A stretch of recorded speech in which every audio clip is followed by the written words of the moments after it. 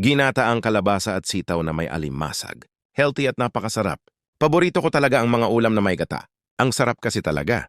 At madali lang din ito lutuin. Tara at samahan mo ako. Una ay magpainit ka lang ng mantika. Gisahin ang sibuyas.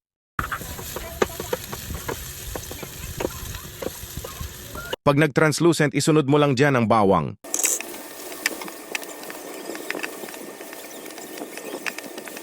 Gisahin ng mabuti at nilagay ko na din ang luya.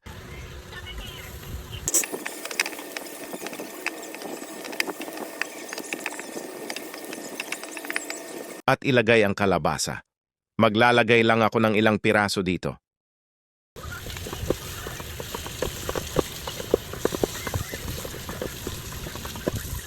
At maglagay ng 1 cup ng tubig, takpan at palambutin ang kalabasa.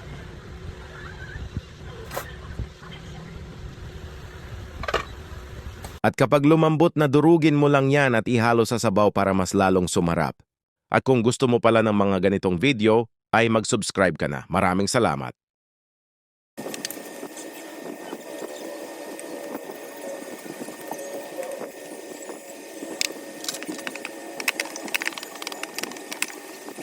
At pag okay na, ay ilagay ang 1 cup ng gata. Haluin at naglagay ako dyan ng isang Knorr Cubes shrimp flavor para siguradong malinamnam. Takpan at lutuin ang gata. At makalipas ang ilang sandali ay nilagay ko na ang mga natitira pang kalabasa at sinama ko na din ang mga alimasag. At naglagay din ako ng kaunting patis at 1 teaspoon ng black pepper. Haluin mo lang yan.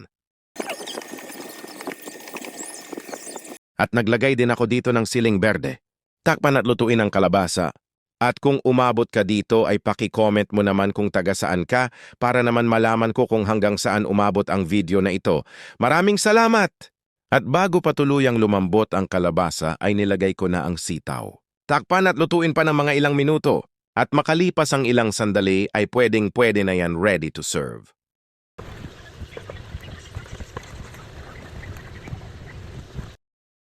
Tignan mo naman yan, talagang napakasarap. Kaya ano pa hinihintay mo, magluto ka na rin ng ganito. Kaya kung nagustuhan mo ang video na ito ay huwag mo kalimutan mag-like at mag-subscribe. Maraming salamat. At hanggang dito na lang, hanggang sa muli. Paalam.